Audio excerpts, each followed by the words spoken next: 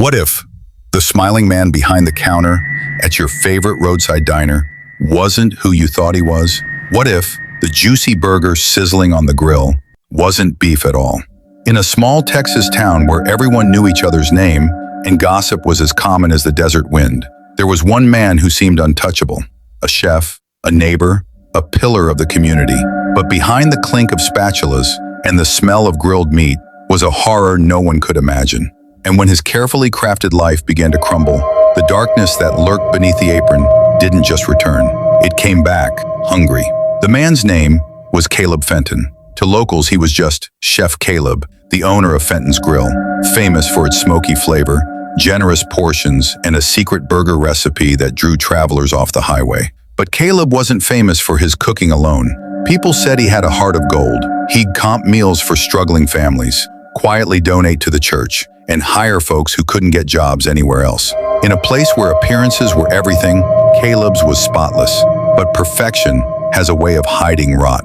And in Caleb's case, it went deeper than anyone dared to believe. The first sign of trouble came not from the police, but from a woman named Laura, his wife of 7 years. Laura was known for her bright laugh and sharp tongue, the kind of woman who could make friends with anyone, but who didn't let people in too close. She'd been growing quieter lately. Her once warm eyes now shadowed. Friends noticed, but when they asked, she'd brush it off with a tired smile. Then, on a sticky summer evening, Laura made a phone call that would set everything in motion. She didn't call a friend or a family member. She called an investigative journalist from Dallas named Evan Kane. Her message was cryptic, just one line. "I think my husband's been lying about what's in the meat." And then she hung up. Evan Kane didn't waste time. He'd heard dozens of strange tips over the years. Most turned out to be nothing. But something about Laura's voice stayed with him. It was tense, urgent, and scared. The next morning, he drove to the dusty little Texas town where Fenton's Grill sat on the corner of Main and Willow.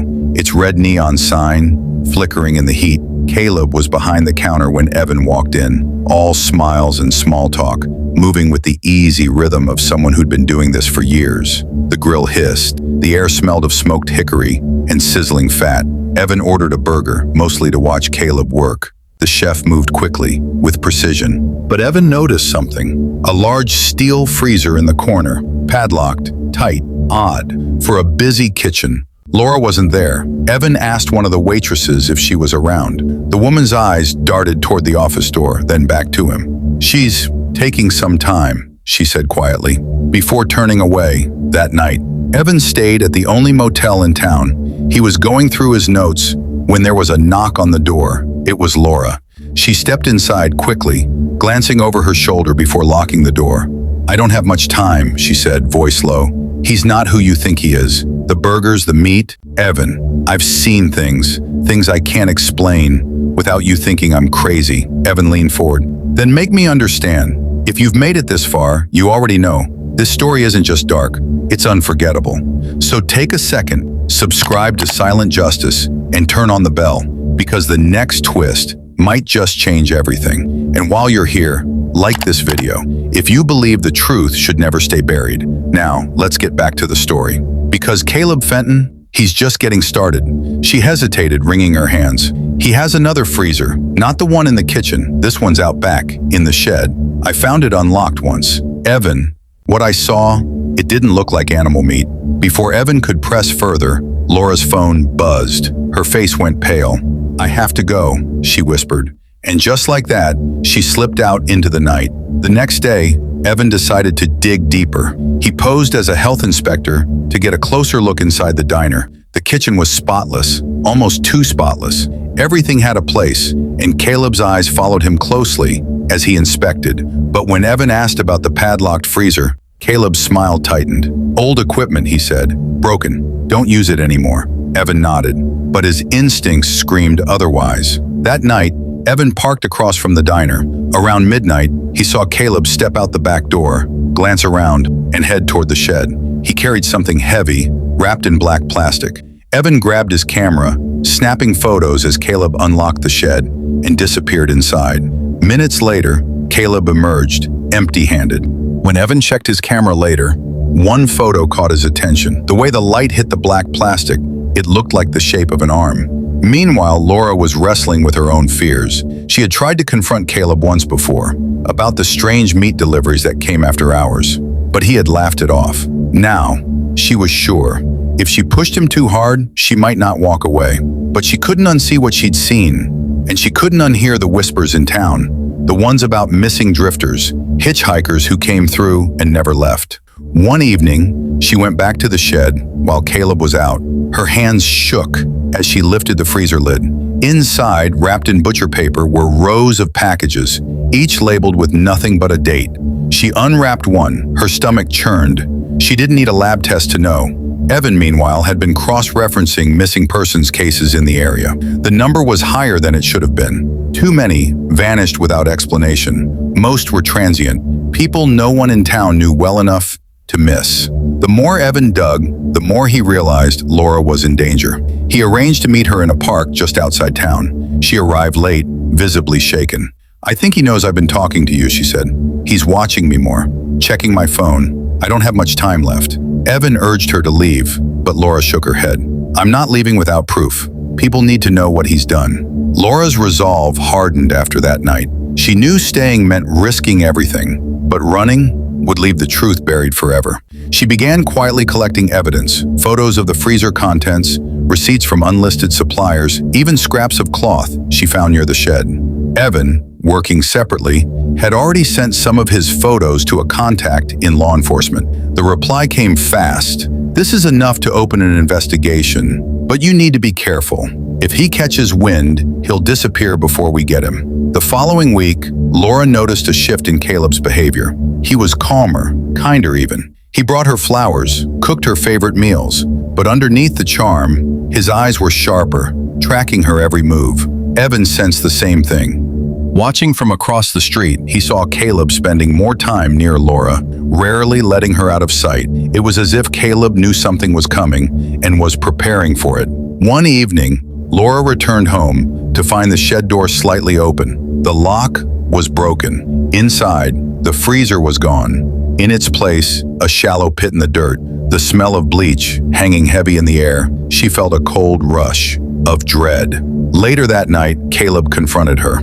"You've been asking too many questions," he said quietly, his voice like a knife sliding between ribs. "You think I don't notice? You think I don't know who you've been talking to?" Laura's pulse pounded in her ears. She denied everything, but Caleb's expression didn't change. "If you're going to accuse me," he said, "you better be ready to prove it." The next morning, Evan found Laura's house empty. Her car was in the driveway, but her purse and phone were gone. On the kitchen counter was a single note, "Don't follow me." Evan's gut told him this wasn't voluntary. He raced to the diner, but it was closed, the lights off. In the back alley, he spotted fresh tire tracks leading toward a wooded area outside town. Following the trail, he reached a rundown hunting cabin. Inside, he found signs of a struggle. A chair tipped over, rope on the floor, and a still warm cast iron skillet on the stove. In the corner, a cooler sat half open. Inside was meat, wrapped in butcher paper. He peeled back the paper, his stomach twisted.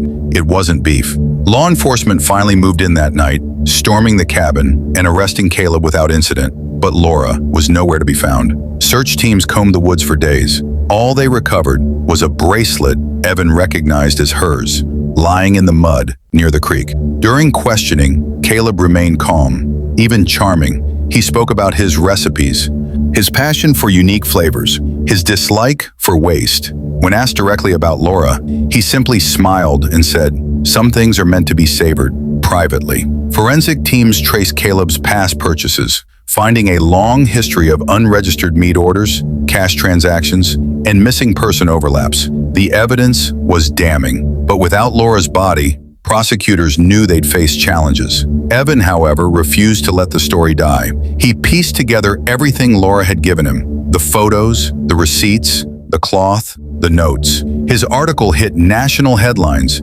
dubbing Caleb the killer chef of Texas. Public outrage poured in, pressuring authorities to keep digging. Months later, during renovations at the old diner, workers found a hidden trapdoor beneath the pantry. Inside was a small, cold room lined with shelves. On them sat jars, meticulously labeled with dates. DNA testing confirmed what many had feared. Among the samples was a match for Laura. In court, Caleb remained composed, even when confronted with the evidence. His defense argued the DNA could have been transferred from shared living space items, but the jury wasn't convinced. The verdict, guilty on multiple counts, with a sentence ensuring he'd never walk free again. Evan attended every day of the trial, carrying the weight of Laura's trust. When the verdict was read, he felt no victory, only the heavy truth that justice had come too late for her. Still, her bravery had stopped him from slipping away into the shadows, from continuing his grotesque trade unchecked. And for Evan, that mattered. The old diner was eventually demolished, the lot left empty. Locals say the air there still smells faintly of smoke. Even years later, some refused to walk past after dark. Evan moved on to other stories, but Laura's case stayed with him, not just because of the horror of it, but because of the choice she made. She could have fled, she could have stayed silent, but she didn't. Her decision cost her everything, but it also pulled the mask off a predator who might otherwise have kept cooking in plain sight. And in the end, that's the truth Evan carried. Sometimes, exposing the darkness means stepping right into it, knowing you might not come back. Caleb Fenton wore a smile, served kindness, and hid horror behind every plate. But in the end, one woman's courage exposed what no one dared imagine. If this story shook you, share it. Comment below with the moment that hit you the hardest. And don't forget, subscribe to Silent Justice, where every story uncovers the truth that others fear to tell. Because sometimes the monster isn't in the shadows. It's the one making your dinner.